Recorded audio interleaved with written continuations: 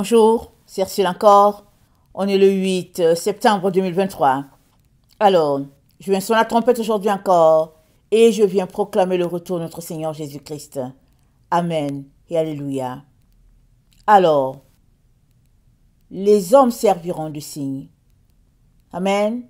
Les êtres humains, ils serviront de signe. C'est ça que l'Éternel a dit.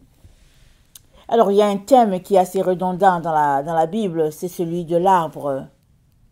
Et les êtres humains sont comparés à des arbres. Et dans Ésaïe 53, le verset 2, parlant de notre Seigneur Jésus-Christ, c'est dit « Il s'est élevé devant lui comme une faible plante, comme un rejeton qui sort d'une terre desséchée. Il n'avait ni beauté ni éclat pour attirer nos regards, et son aspect n'avait rien pour nous plaire. » Amen. Voilà comment notre Seigneur est décrit. Une plante. Amen. Un arbre. Alors, quand on lit la Bible, on sait que Jésus-Christ fait beaucoup de comparaisons avec l'arbre et ses fruits. Parce qu'un arbre, il est fait pour donner. Amen, afin qu'on puisse manger les fruits, de ses fruits. Et quand Jésus-Christ a vu le figuier hybride, dans la Bible, c'est pas dit que c'est hybride, mais il a maudit le figuier. Il l'a maudit pourquoi? Il a dit que jamais personne ne mange de ton fruit. Au fond, ça dit que ce qui n'a pas été expliqué dans la parabole, c'est que le figuier était un figuier hybride. C'est les êtres humains qui l'ont planté. Ils l'ont mis là, ils l'ont planté. Parce qu'ils voulaient contrecarrer les plans de Dieu, les voies de Dieu. Mais Jésus-Christ, qui est Dieu, a vu ce qu'ils ont fait. Il a dit que jamais personne ne mange de ton fruit. Parce qu'au fait, il était en train de pointer l'aspect hybride. Parce qu'il a dit, tu n'ensemenceras pas deux espèces différentes. Ce sera une seule espèce. Parce que ce que Dieu recherche, c'est la pureté. Et si nous rappelons bien, les pharisiens, ils étaient hybrides dans leur pensée, dans leur façon de faire. Amen. Ils étaient soit gris, et puis, et selon les humeurs, ils étaient soit avec Dieu, soit avec le monde. Et quand ils ont vu la main de Dieu dans la vie de Jésus-Christ, ils l'ont détesté. Parce que Jésus-Christ exposait leurs œuvres. Quelles œuvres? Les œuvres de ténèbres. Les œuvres centrées sur l'arbre de la connaissance du bien et du mal. Jésus-Christ a exposé ça. Donc voilà la raison pour laquelle il a maudit le figuier. Alors, il pointait le fait que les fruits d'un tel arbre, ce sera des fruits hybrides, mais des fruits nocifs pour le corps. Mais il savait que le figuier n'avait pas de fruits, parce que c'est dit que ce n'était pas la saison des figues. Mais il allait en direction du figuier pour avoir des fruits. Et il n'y en avait pas, il l'a maudit. Il était en train de donner une leçon à ses disciples, une leçon de foi, mais il y avait aussi cette autre leçon-là en arrière, cette révélation-là de ce que ce figuier représentait. Une nation corrompue et souillée dans ses valeurs, les valeurs que Dieu n'avait pas enseignées par Abraham. Alors ça, Jésus-Christ l'a pointé. Alors, dont l'arbre était un symbole très, très important pour notre Dieu. Et dans Matthieu 7, le verset 16, voilà ce qu'il nous dit, notre Seigneur. Matthieu 7, le verset 16. Il dit, vous les reconnaîtrez à leurs fruits. Cueille-t-on des raisins sur des épines ou des figues sur des chardons. Tout bon arbre porte de bons fruits, mais le mauvais arbre porte de mauvais fruits. Donc on reconnaît l'arbre de par le fruit qu'il donne. Si tu as en main une mangue et que tu l'as pris sur un goyavier, il y a un problème. Parce que la mangue que tu as en main, elle vient d'un manguier. Et l'orange, ça vient d'un oranger. Tu ne peux pas avoir en main une fraise venant de quoi? D'un arbre, d'un citronnier, par exemple. Non. Si la fraise, tu l'as, c'est que tu l'as pris de l'arbuste qui porte le même nom. Parce que Dieu a dit dans Genèse 1, le verset 26, il dit, et voici, je vous donne toute herbe portant de la semence et qui est à la surface de toute la terre, et tout arbre ayant en lui du fruit d'arbre et portant de la semence, ce sera votre nourriture. Amen. Et chaque espèce est venue avec sa semence en elle. Voilà pourquoi souvent on dit, mais qui est venu en premier? Est-ce que c'est la poule ou bien est-ce que c'est l'œuf? Amen. On dit ça souvent. Est-ce que c'est la poule ou bien est-ce que c'est l'œuf? Évidemment, c'est la poule qui vient en premier. Et là, on peut avoir les œufs. Amen. Alors, Dieu, dans sa création, a fait tout simplement que chaque arbre vient avec son espèce. On vient de le lire Genèse 1, le verset 26. Mais aussi, dans Lévitique 19, le verset 19, on connaît bien le passage, il nous a dit de ne pas mélanger les espèces, de garder toute pureté. Amen. Lévitique 19, le verset 19, c'est dit, vous observerez mes lois, tu n'accoupleras point des bestiaux de deux espèces différentes, tu n'ensemenceras point ton champ de deux espèces de semences, et tu ne porteras pas un vêtement tissé de deux espèces de fils. Dieu est en train de pointer l'esprit de corruption, l'hybride, l'hypocrisie. Il est en train de dire, tu ne peux pas en même temps marcher avec Dieu et en même temps marcher avec l'ennemi. Non, il dit de ne pas mélanger. Toute espèce doit être pure et rester pure. Alors aujourd'hui, il y a beaucoup de croisements sur la terre. Quand tu prends quelque chose, tu ne sais pas ce que c'est. Excusez-moi de rire. Quand tu prends un fruit, tu regardes, tu dis, ben, est-ce que... Tu regardes le fruit, tu dis, mais moi, je n'ai pas encore vu le fruit de cette couleur-là. Alors, les gens créent et créent et créent. Mais, en tant qu'enfant de Dieu, on doit prier tout le temps et veiller à ce que notre comportement soit un comportement de pureté, pas un comportement hybride. Et ce que nous mangeons doit être dans les normes de ce que Dieu a établi. Et comme on ne sait pas qu'est-ce qui se passe, c'est pourquoi il est très important de prier avant, de prier après, de prier tout le temps. Même si c'est pour bénir ton eau, il faut prier. Amen. Alors, on reconnaît l'arbre à son fruit, si bien que dans Matthieu 12, le verset 33, Jésus-Christ a dit, Matthieu 12, le verset 33, Jésus-Christ a dit, ou dites que l'arbre est bon et que son fruit est bon, ou dites que l'arbre est mauvais et que son fruit est mauvais. Car on connaît l'arbre par le fruit. Verset 34, race de vipères. Comment pourriez-vous dire de bonnes choses, méchants comme vous l'êtes?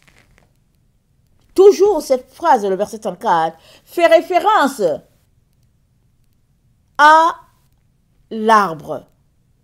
Parce qu'il dit, l'arbre, ou dites que l'arbre est bon et que son fruit est bon, ou dites que l'arbre est mauvais et son fruit est mauvais. Généralement, quand tu prends une poire, que tu mords dedans, que la poire est sucrée, c'est parce que l'arbre, là, d'où la poire vient, c'est sucré. Si la poire n'a pas de goût, mais c'est parce que l'arbre même, ça n'avait pas de goût. C'est pas compliqué. Mais comment se fait-il que on ne connecte pas quand vient d'établir notre relation et notre reconnaissance envers notre Seigneur Jésus? Comment se fait-il que on est perdu? Qu'est-ce que les enfants de Dieu n'ont pas compris? Dans le lien qu'il y a entre Marie et son fils Jésus, et le lien qu'il y a entre Jésus et sa mère. Marie a porté Jésus parce que c'était le plan de Dieu. Dieu a cherché, au fait, une perle pour venir visiter la terre, et il l'a trouvée en la personne de Marie. Et par elle, il a pris sa chair. Amen. Il est devenu humain pour habiter au milieu de nous. Et la Vierge Marie, elle est sauvée par lui. Jésus-Christ est le sauveur de tout le monde, même de Marie. Il la sauve. Amen. Il n'y aurait pas de salut sans Marie, parce qu'il fallait qu'il y ait un arbre. Et l'arbre a été trouvé. Le Seigneur a trouvé l'arbre qui devait loger son fils, et l'arbre a été trouvé. Donc, on peut raisonner pour dire que oui, il aurait pu trouver, s'il n'y avait pas Marie, il allait trouver une autre femme. Mais c'est Marie qui l'a choisi. Donc, sans Marie, ce serait compliqué, le salut. Parce que tout part de l'arbre. Et maintenant que l'arbre a été choisi, amen, le fruit est venu. Et maintenant, par ce fruit, toute l'humanité est sauvée, y compris Marie. Amen. Alors, les deux sont indissociables. On ne peut pas les séparer. Tu ne peux pas séparer le fruit de l'arbre en disant, ok, ce fruit-là, il ne sera pas de cet arbre, je vais le donner, je vais l'attribuer à l'arbre B. Mais tu sais bien que tu l'as pris à l'arbre A. Mais tu dis, non, cet arbre m'énerve. Moi, je vais attribuer ce fruit-là à l'arbre B. Mais ça ne marche pas. Tu as pris le fruit à l'arbre A, donc ce fruit-là, il appartient à l'arbre A. Et ton autre fruit, tu l'as pris à l'arbre D, et ce fruit-là, il appartient à l'arbre D. Tu ne peux pas faire les croisements, tu ne peux pas faire du déni, tu ne peux pas rejeter, tu ne peux pas. Et l'humanité a été conduite dans la tromperie et le mensonge et la séduction.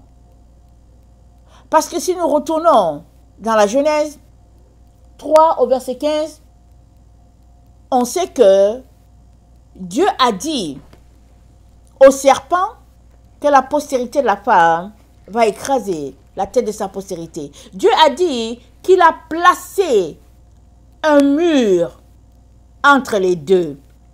Il a dit inimitié entre le serpent et la femme, entre ta postérité et sa postérité. Il dit, je mettrai inimitié entre toi et la femme. Donc, entre la femme et le serpent, Dieu a mis l'inimitié. Maintenant, l'inimitié va loin. Ça va jusqu'à dans leur descendance. Dans les cellules qui viennent d'eux. Dans les fibres qui viennent de chacun d'eux, il y a inimitié. Il y a guerre. Il y a mésentente. Dieu a placé cela. Donc, on ne peut pas mélanger les deux. Ce n'est pas possible. Parce que l'inimitié doit exister et doit subsister. Parce que Dieu l'a placé. Maintenant, l'inimitié, ce n'est pas entre la femme et ses petits-enfants. Parce que nous sommes les petits-enfants de Marie. Qu'on le veuille pas, nous sommes les petits-enfants de Marie si nous avons donné notre vie à Jésus-Christ. Ça, c'est très important de saisir. Et ça, c'est la chose qu'on n'arrive pas à saisir dans notre temps. Voilà pourquoi dans Ézéchiel 43, allons-y lire ce qui est écrit. Ézéchiel 43, le verset 1, c'est dit: il me conduisit à la porte qui était du côté de l'Orient. Et voici la gloire du Dieu d'Israël s'avançait de l'Orient. Sa voix était pareille au bruit de grandes eaux, et la terre resplendissait de sa gloire. Amen. Alors, la porte de l'Orient, c'est une porte très importante. Vous savez, Jésus-Christ, c'est le Dalet. On a vu ça. La porte, c'est ce qui établit le pont entre le monde extérieur et le monde intérieur. S'il n'y a pas de porte, si la porte est fermée, tu peux pas entrer. Donc, Ésaïe 43 nous dit, la gloire de Dieu se trouve à la porte de l'Orient. Mais l'Orient, c'est où? L'église d'origine, elle est née à l'Orient. Amen. Et l'église d'origine, elle a ses habitudes, ses bases, ses principes, ses lois, ses commandements. Et c'est une église là où la reconnaissance est de taille. Aujourd'hui, dans notre culture occidentale, on fait ce qu'on veut. Deux personnes peuvent se lever, monsieur et madame, ils s'en vont à la mairie, et puis ils prennent deux autres personnes qui trouvent en cours de route. On dit qu'est-ce qui se passe, on dit ah, on est venu se marier. Mais où sont les parents? Ah, on ne sait pas où ils sont. Ou bien on ne veut pas les parents. Ça, c'est en Occident. C'est la culture des gens qui n'ont pas de relation avec Dieu. C'est une culture tournée vers la chair. Mais si on est tourné vers le Dieu créateur, on ne peut avoir que reconnaissance en nous. Parce que la reconnaissance, c'est un fruit de l'esprit qui émane de la passion qu'on a pour notre Dieu. Tu ne peux pas dire que tu es enfant de Dieu et tu manques de reconnaissance. Et tu es ingrat. Ce n'est pas possible. Un enfant de Dieu est toujours reconnaissant. Reconnaissant de quoi? Reconnaissant du fait que Dieu est ton Père. Reconnaissant du fait qu'il t'a sauvé. Alors, on est dans le temps où Dieu paye à chacun sa récompense. Vas-tu régler le problème d'ingratitude envers la mère de ton sauveur, ou bien vas-tu laisser cela comme ça? Parce que cela peut te coûter très cher. Très cher. Parce que l'ennemi a fait un travail phénoménal d'effacer la mémoire d'une personne que Dieu a choisie. Voilà l'usurpation. Le serpent a usurpé la place de la femme. Il s'est faufilé et il s'est placé dans l'église de Jésus-Christ. Et une doctrine a été mise en place à saveur spirituelle, mais dans le fond, une doctrine qui renie les préceptes de base de notre Dieu, qui renie les commandements de Dieu et qui n'a rien à voir avec le Dieu d'Israël. Absolument rien. Alors, si on regarde un peu la culture en Israël, je vais prendre juste un exemple. Attendez, un roi, excusez, dans 1 roi 2, le verset 19, 1 roi 2, le verset 19, excusez,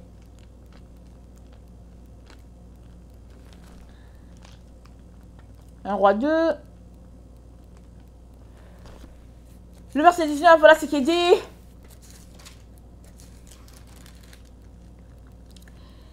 Bathsheba, attendez. Ok.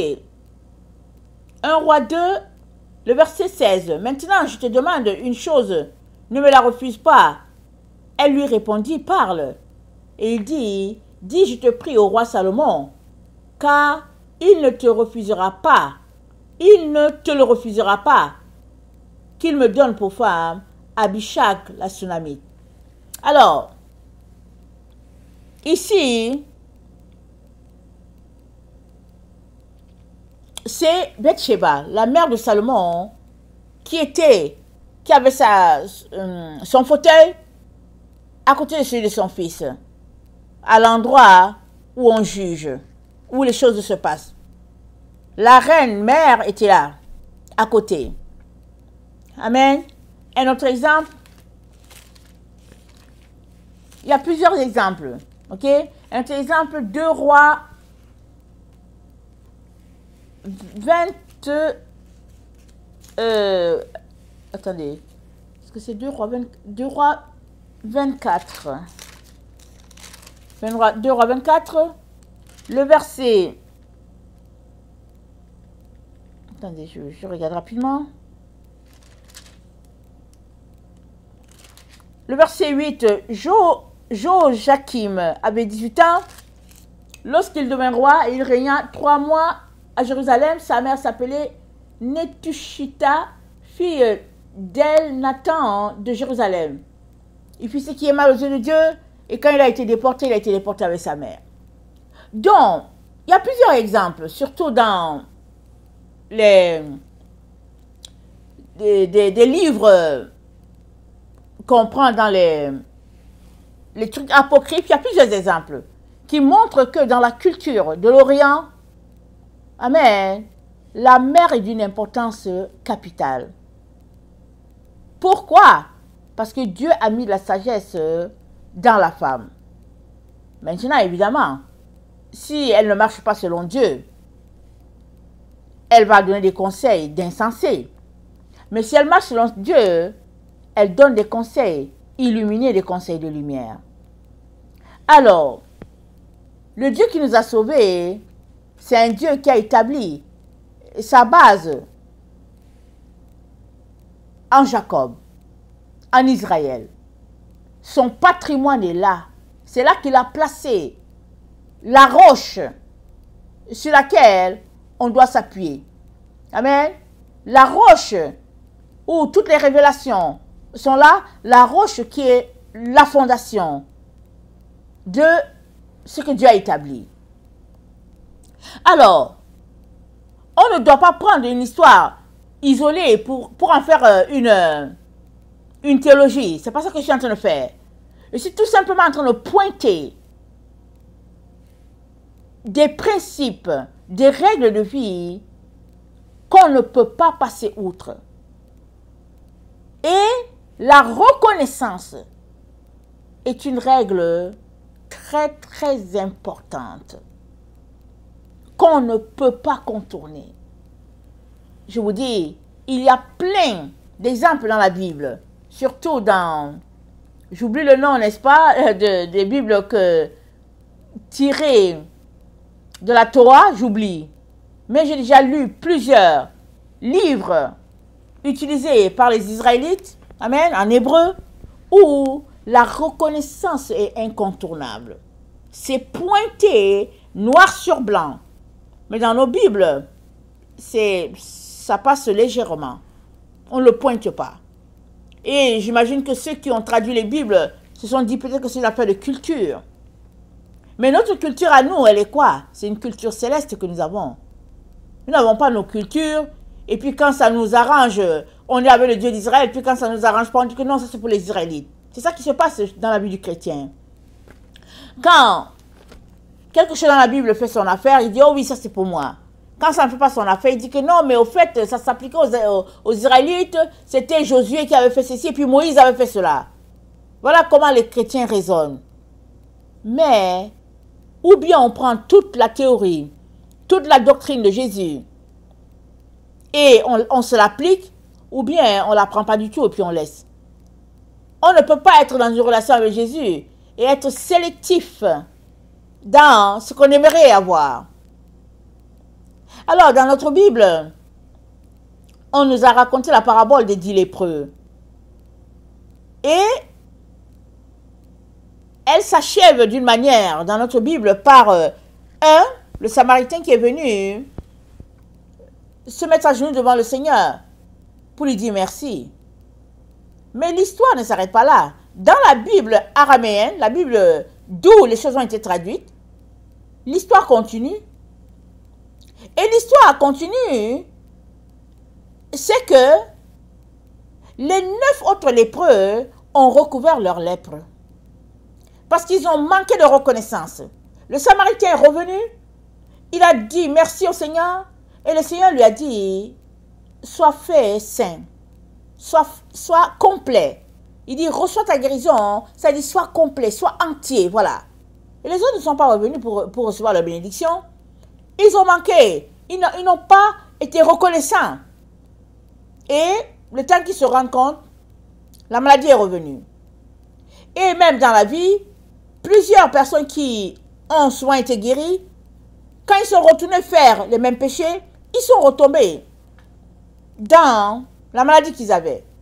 Si on se rappelle bien, chaque fois que Jésus-Christ se guérissait, il disait, va et ne pêche plus. Il est en train de dire, c'est le péché dans la vie de la personne qui lui a attiré cette maladie-là. Alors, va et ne pêche plus. Comment est-ce que cela est possible? Cela est possible si tu passes ton temps à être reconnaissant devant Dieu. Pour lui dire, Seigneur, merci de m'avoir guéri, merci de m'avoir sauvé. Seigneur, aide-moi, tu es mon tout, je ne veux pas te laisser. Seigneur, sois vraiment la source où je m'abreuve. Oh Jésus, viens à mon secours, tu connais mon temps de faiblesse, tu connais mes moments vraiment d'égarement, viens à mon secours, je ne peux rien sans toi, tu es ma source.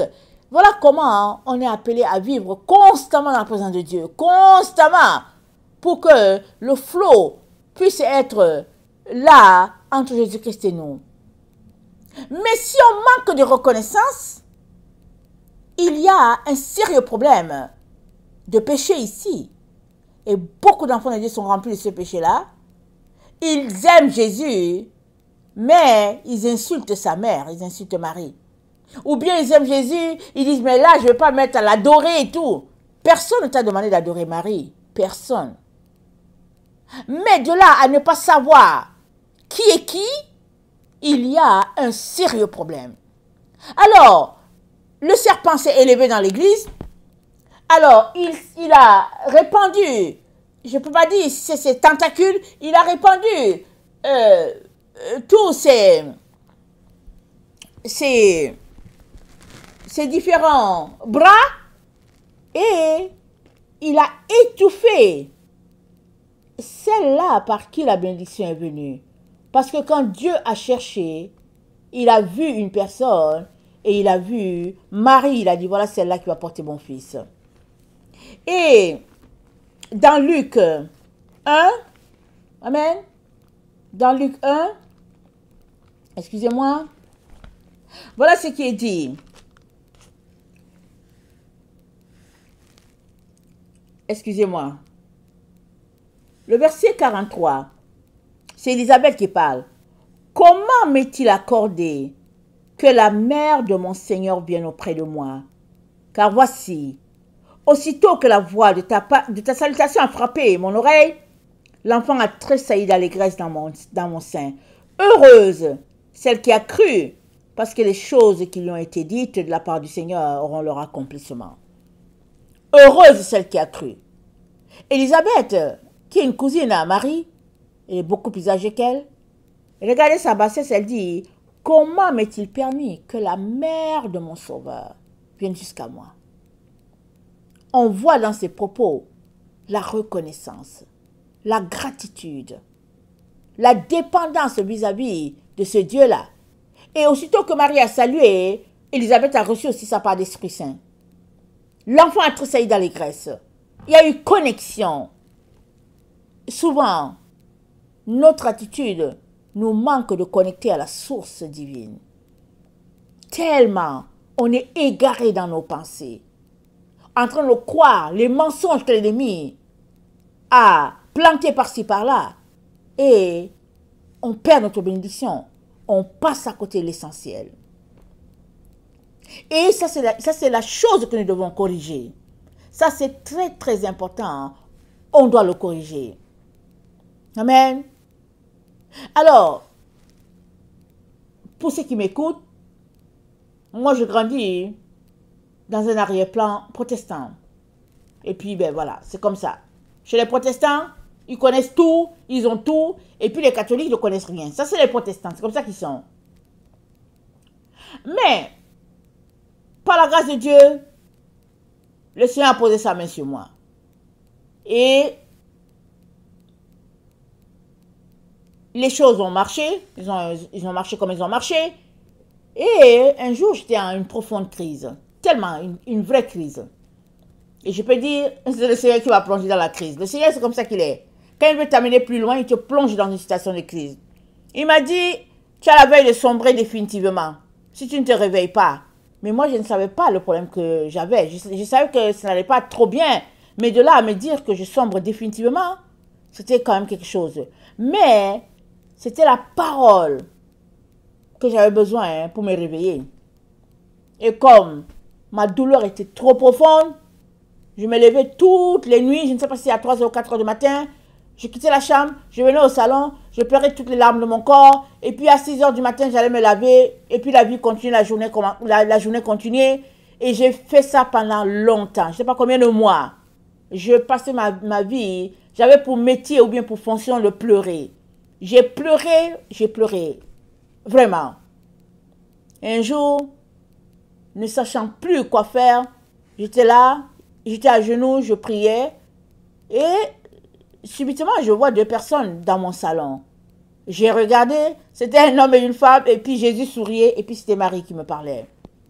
Elle n'a pas ouvert la bouche. Par télépathie, j'ai reçu son message. Et j'étais surprise, au fait, j'ai sursauté. Quand je les ai vus, j'ai sursauté.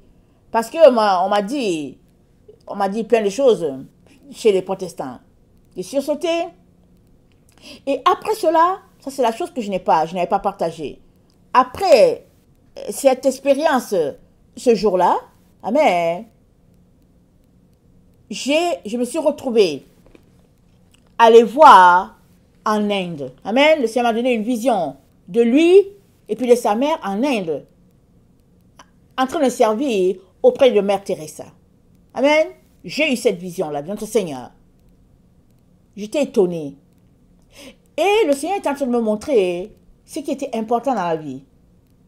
Ce n'était pas le fait d'aller à l'école, ce n'était pas les diplômes, ce n'était pas une carrière, ce n'était pas tout ce qu'il y avait là qui était en sourdine que je cherchais à combler.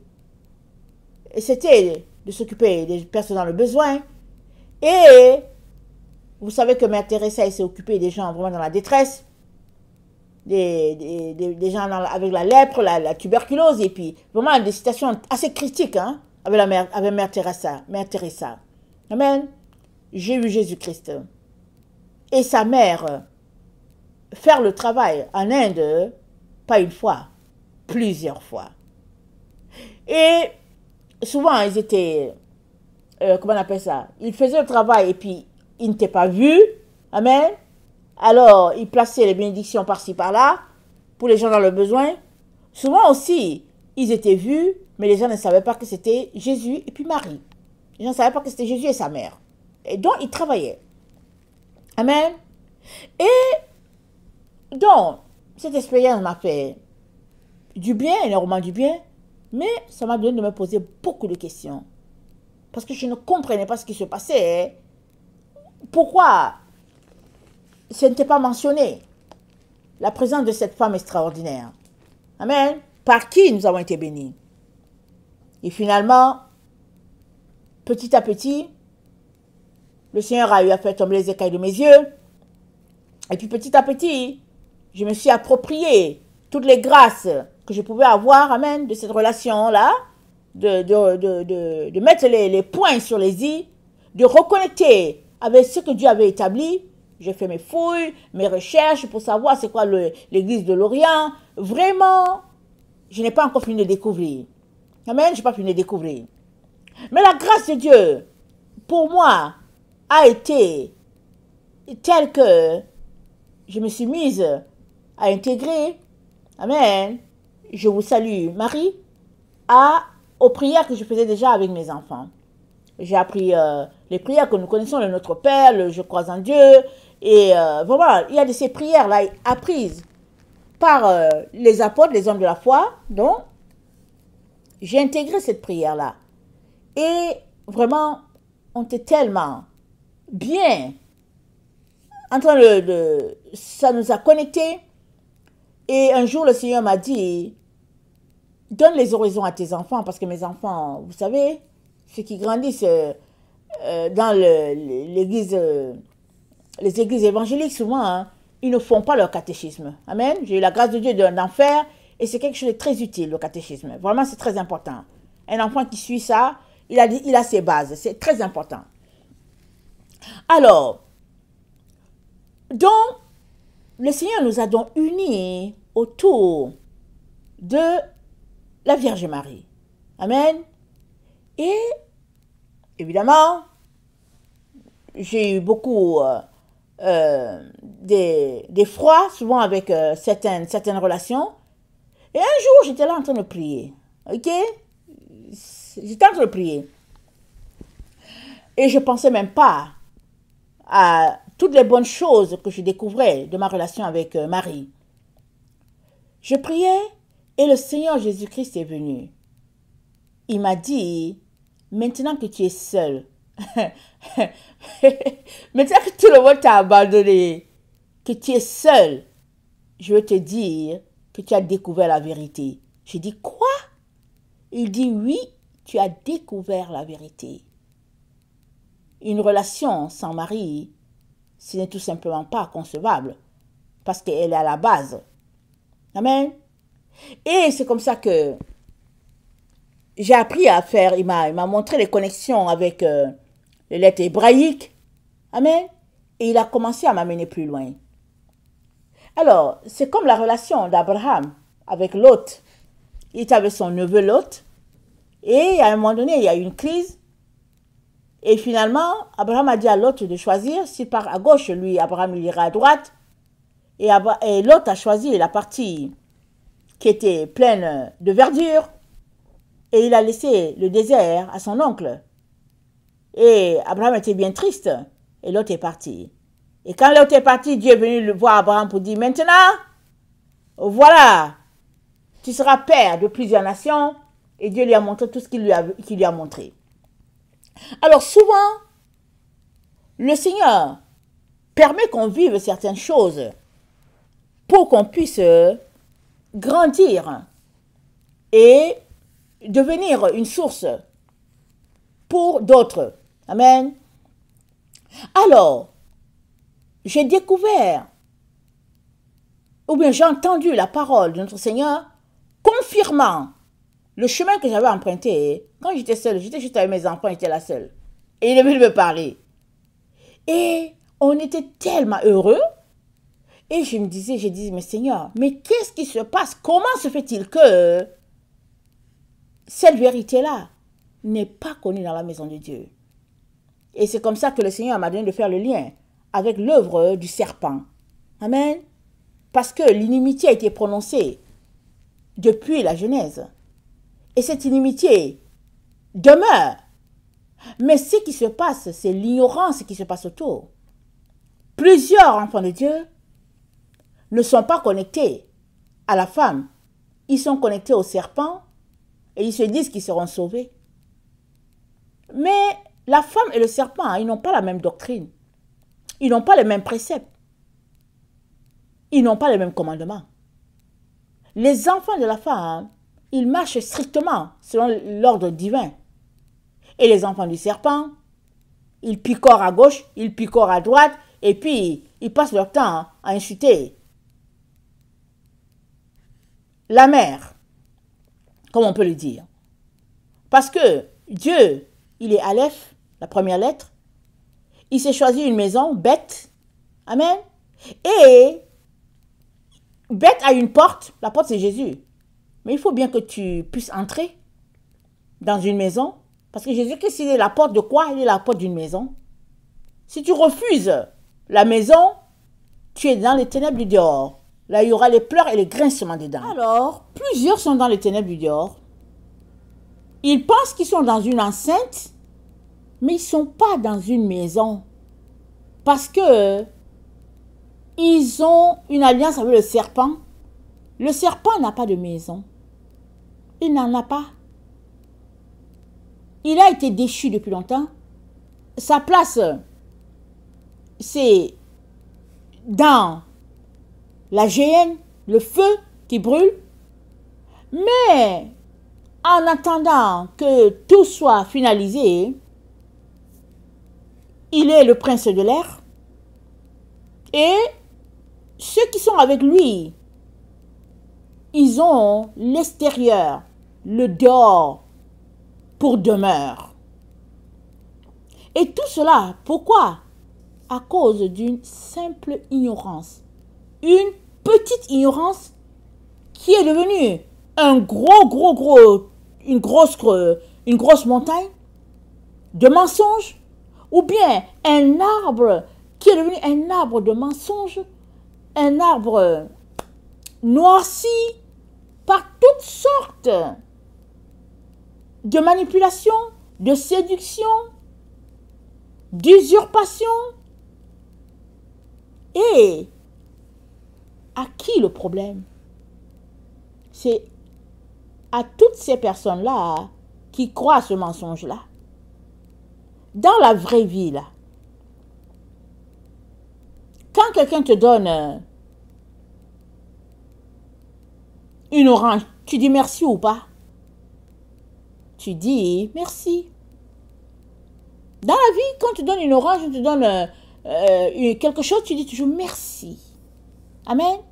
Et à l'humanité, la Vierge Marie a donné un sauveur. Elle a donné un sauveur. Mais sommes-nous capables de dire merci à Dieu pour cette femme-là qu'il a trouvée afin que, amen, l'huile de David puisse couler aussi sur nous tous? Parce qu'il fallait bien une personne. Et c'est elle qui a été choisie. La moindre des choses, c'est la reconnaissance. Mais tellement on a été conduit à l'erreur, on a été conduit loin du chemin de la vérité, qu'on ne s'arrête plus pour raisonner. Dès que quelqu'un parle de la Vierge Marie, on dit non, la personne est dans le péché, que non, si c'est là. Et j'ai beaucoup de la peine pour toutes ces personnes-là qui, au fait, par le passé, faisaient peut-être leur prière de Je vous salue Marie, et finalement, elles ont tout balancé, et finalement, ils font rien. Et rien. Ils se baladent pour dire je suis sauvé par grâce. Jésus m'a sauvé, je suis sauvé par grâce. Ok, d'accord, tu es sauvé par grâce, mais tu dois développer ta relation avec ton Dieu. Et il y a des figures que tu ne peux pas contourner. Ce n'est tout simplement pas possible. Parce que Dieu ne les a pas contournées. Dieu n'a jamais contourné la Vierge Marie. Et toi, qui es-tu pour opposer ce que Dieu a déclaré que c'est bon?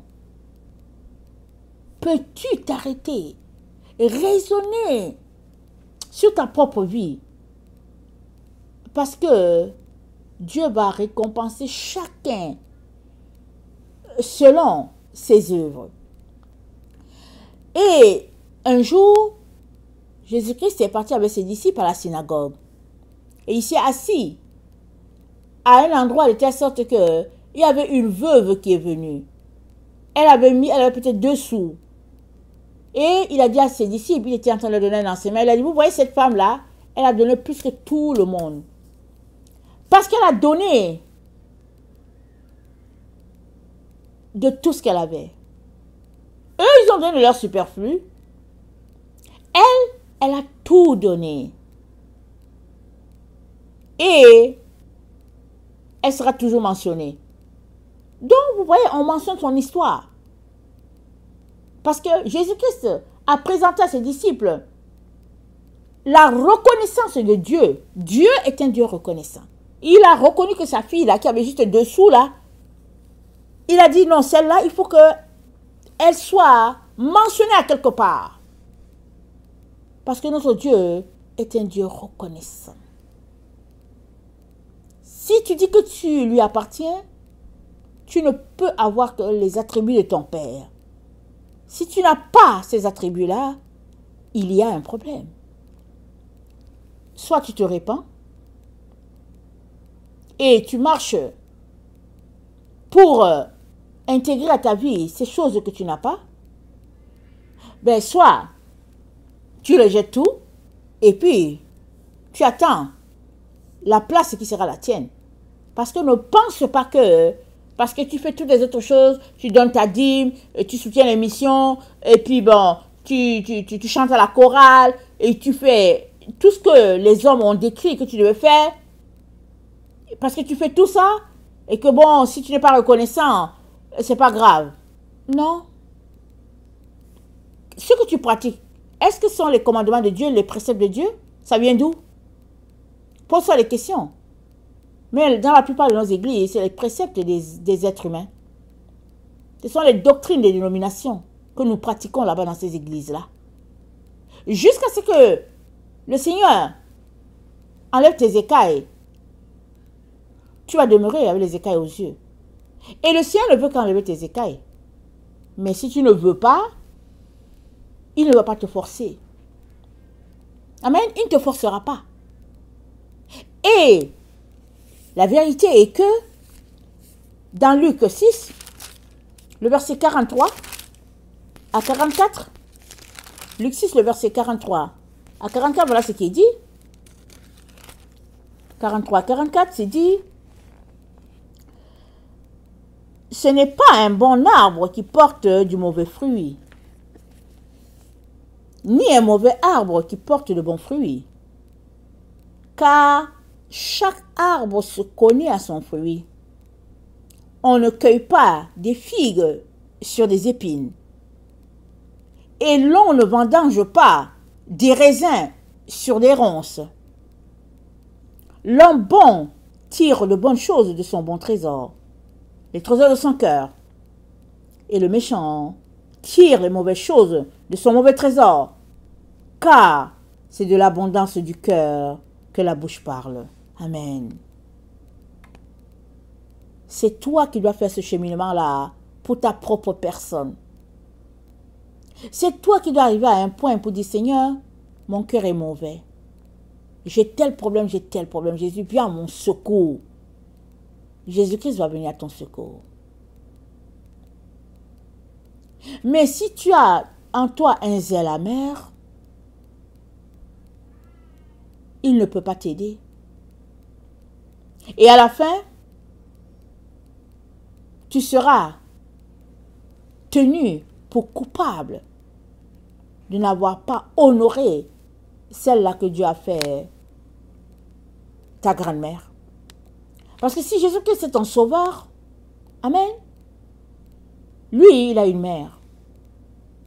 Et la mère, c'est Bina. Et Jésus-Christ, l'équivalent, c'est Chokma. Donc, le iode, la lumière qui vient du iode, je suis dans les séphiros maintenant. La lumière qui vient du iode, amen, elle vient de Dieu. Le iode en connexion, amen, avec Bina, qui est la sagesse mère, ça donne la compréhension. Et la sagesse de l'enfant, ça donne le chokma. Alors voilà déjà les trois têtes qui sont là. Ça quitte le iode, ça va dans le bina, et du bina, ça va dans le chokma. Tu ne peux pas changer ce que Dieu a établi. Tu ne peux pas. Et à la fin, non seulement tu seras tenu pour coupable, mais tu seras compté parmi les orgueilleux, tu seras compté parmi les juges de Dieu, parce que Dieu a établi quelque chose, et puis toi, tu as refusé. Maintenant, on est dans un siècle là où il y a beaucoup de mensonges. Les gens vont te dire: oh non, mais tu sais, ces choses des Israélites là, c'est une sorte de choses mystiques. Mais si tu as une relation avec Dieu, Dieu va te dire qu'il n'y a aucun mysticisme là-dedans. Parce que Père Abraham a étudié cela. Paul a étudié cela. Timothée a étudié cela. Pierre a étudié cela. Tous ces apôtres-là, Philippe, comment on appelle ça? Ils ont tous étudié les séphiros et ils ont étudié les lettres alphabétiques. Qui a été trompé? C'est nous les protestants. Ou bien, excusez, les évangéliques. Nous qui disons que nous venons de l'église de l'Ouest, nous avons été trompés. On ne connaît pas nos origines, on ne connaît pas nos acquis, on ne sait rien. On est là, on va à l'église les dimanches pour 2 heures, on sautille, Et on rentre à la maison, on dit on est sauvé, on s'habille comme les mondains, on parle comme les gens du monde, on fait ce qu'on veut. Et on dit Jésus-Christ va venir nous chercher. Mais tu veux qu'il fasse quoi avec toi? Amen. Tu veux qu'il fasse quoi avec toi dans l'état où tu es et tu ne veux pas changer? Commence par lire sa parole et tu verras qu'il a obéi à son Père en toutes choses. Il n'a pas été trouvé coupable de manquer de respect envers son Père, encore moins sa mère. Mais toi, non seulement tu as besoin de salut, mais tu ne fais pas les choses qui doivent être faites. Et en plus, tu prends ta bouche pour dire des choses qui sont fausses. Il est important que tu changes ces choses-là. Et comme je l'ai dit, Jésus-Christ ne va pas le faire pour toi. Il va t'aider si tu l'appelles au secours alors que tu es en train de les changer. Il va t'aider. Mais ces choses-là, tu dois les faire. Parce que lui, il a fait ce qu'il devait faire. Ta croix, ce n'est pas la croix de Jésus. Jésus a porté sa croix et il est venu pour mourir sur le bois du calvaire. Et il est mort. Pourquoi?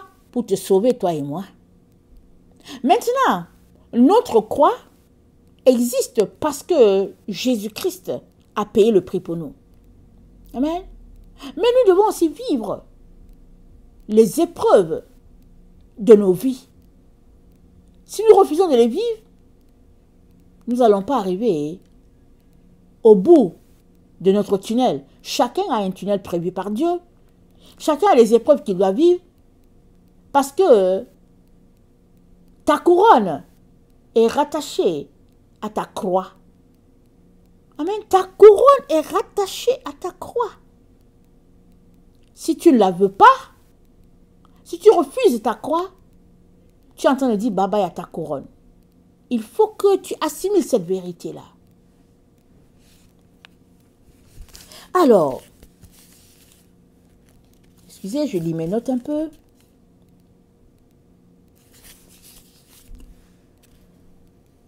Alors, il y a eu usurpation. Amen. Il y a eu usurpation depuis des siècles.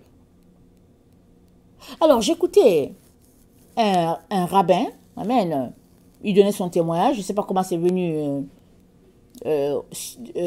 sur ma chaîne, je ne sais plus. Alors, moi, j'ai vu et puis j'ai cliqué. Je l'ai écouté. Il dit, il était en train de prier son offrande du soir. Il dit qu'il était là, il priait. Il était accroupi sur sa natte ou bien je ne sais pas quoi. Il priait. Il dit, une femme est entrée. Il dit, dès que la femme est entrée, il dit, je ne pouvais pas, je ne la connais pas. Il dit, mais je savais que c'était la mère de Yoshua. Il dit, celui qu'on a dit qu'il était faux. C'est comme ça qu'il a dit.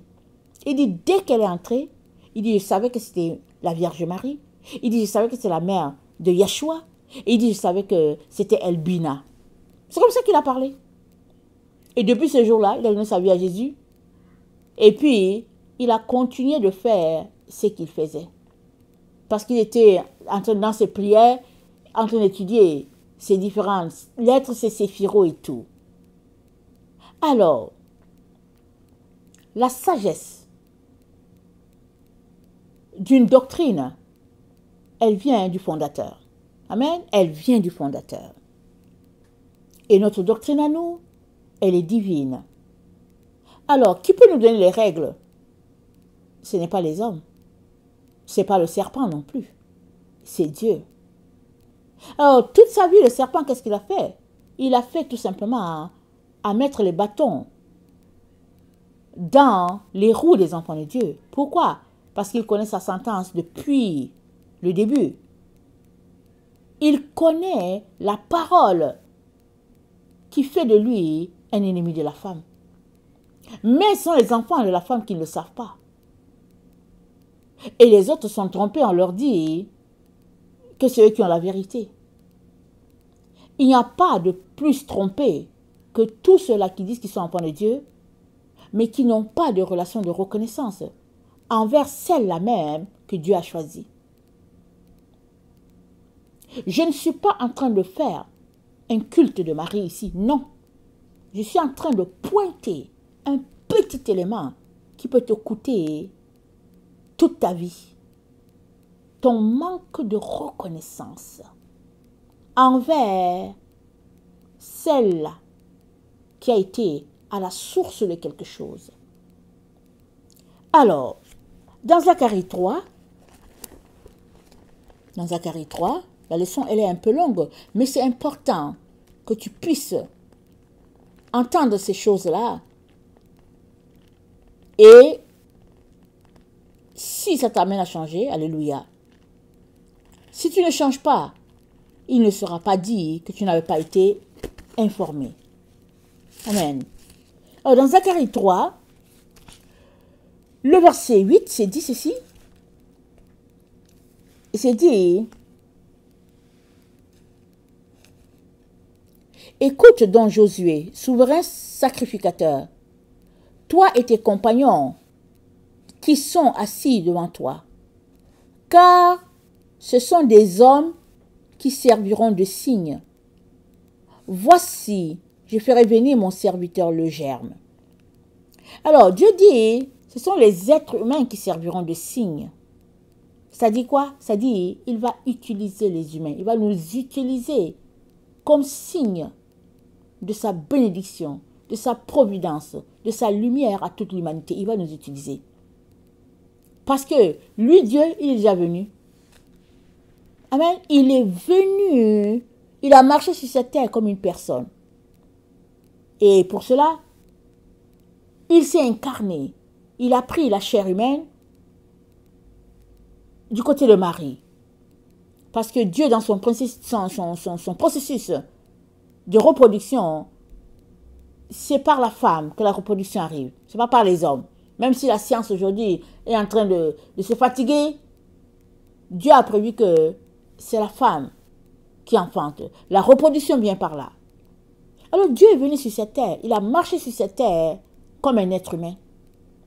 Et à la fin, il dit à son prophète, à Zacharie, il dit, ce sont les êtres humains qui seront des signes de la grâce de Dieu pour l'humanité. Marie est un signe, la Vierge Marie c'est un signe. Et si on retourne dans le tabernacle, on ne peut pas ne pas se référer toujours au tabernacle. Parce que le tabernacle c'est un modèle qui était au ciel.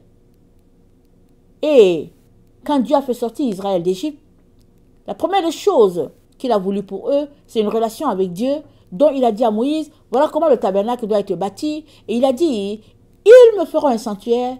Il dit, j'habiterai au milieu d'eux. Amen et alléluia. Alors, c'est un symbole très fort de notre foi, le tabernacle. Amen. Alors, Dieu est venu habiter au milieu de nous. Mais, regardons bien dans le Saint des Saints, la troisième partie du tabernacle, l'arche était là-bas. L'arche était déposée là-bas, pardon. Et quand l'arche partait, le voile couvrait l'arche, de telle sorte que les gens ne savaient pas ce qu'il y avait en dessous.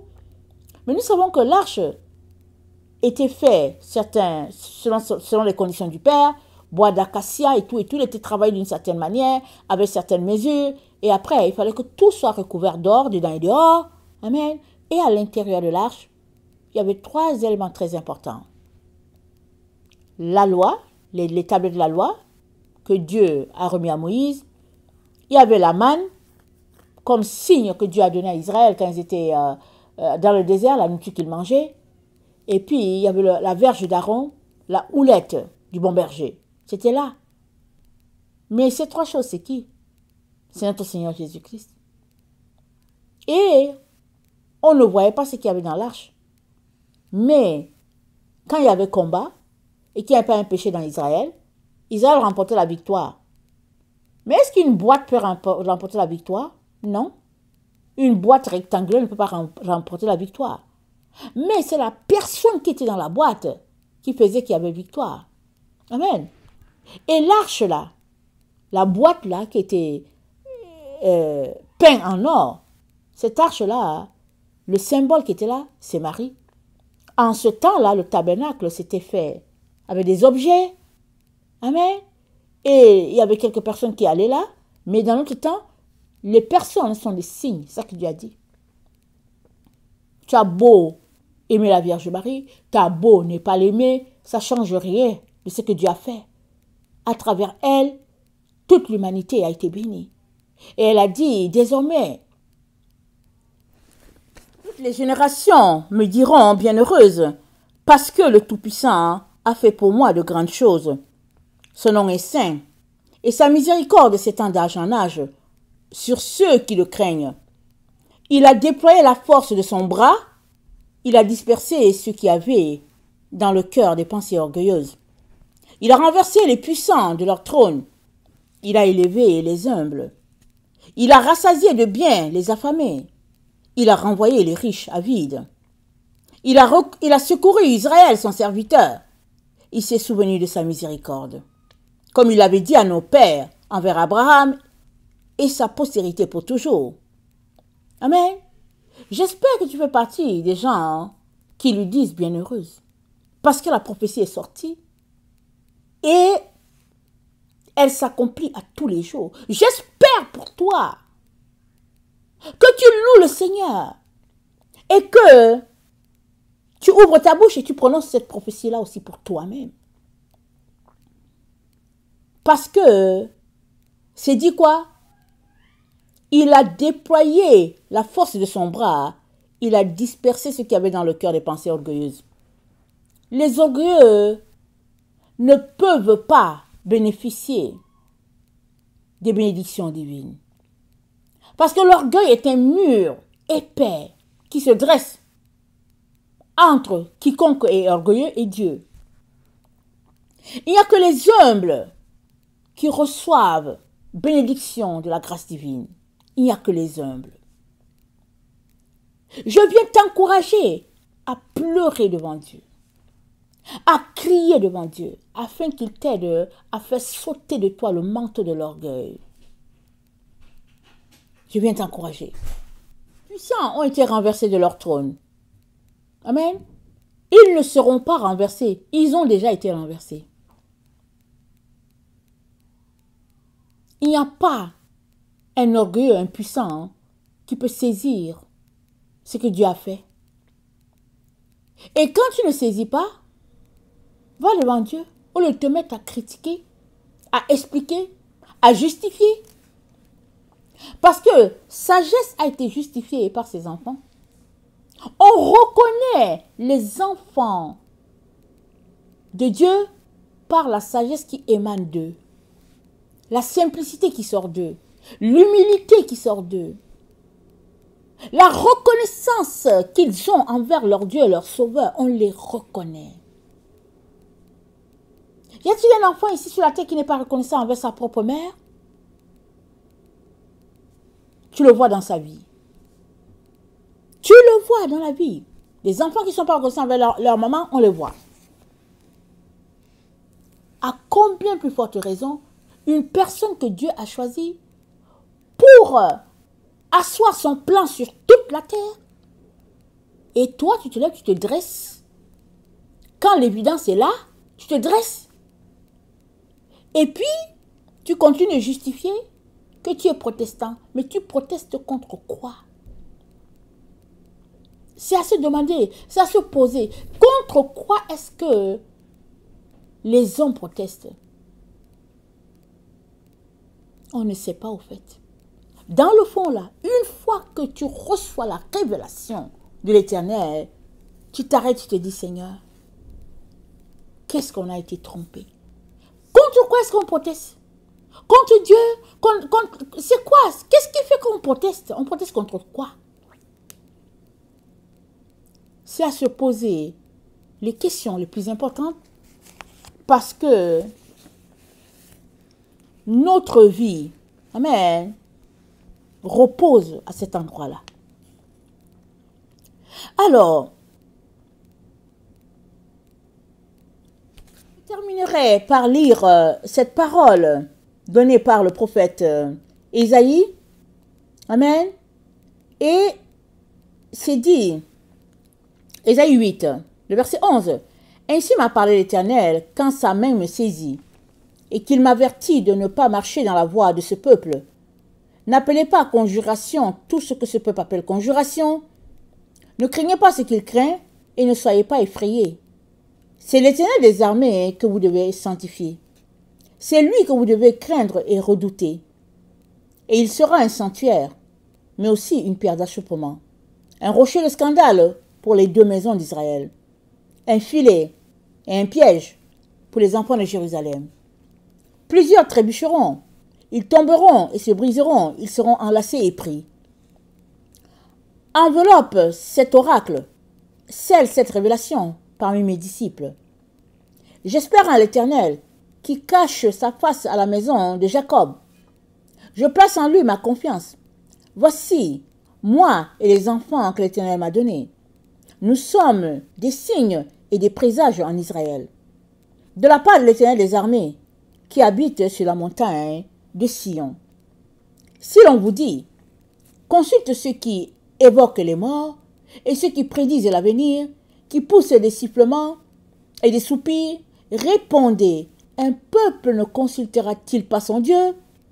S'adressera-t-il aux morts en faveur des vivants, à la loi et au témoignage?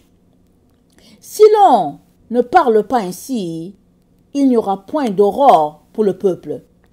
Il sera errant dans le pays, accablé et affamé. Et quand il aura faim, il s'irritera, maudira son roi et son Dieu, et tournera les yeux en haut. Puis il regardera vers la terre, et voici, il n'y aura que détresse, obscurité et de sombres angoisses. Il sera repoussé dans d'épaisses ténèbres. Mais, alléluia, les ténèbres ne régneront pas toujours sur la terre où il y a maintenant des angoisses. Si les temps passés ont couvert d'opprobre le pays de Zabulon et le pays de Nephtali, les temps à venir couvriront de gloire la contrée voisine de la mer, au-delà du Jourdain, le territoire des gentils. Le peuple qui marchait dans les ténèbres voit une grande lumière, et sur ceux qui habitaient le pays de l'ombre de la mort, une lumière resplendit. Amen. Donc, la lumière de Dieu a resplendi dans nos cœurs.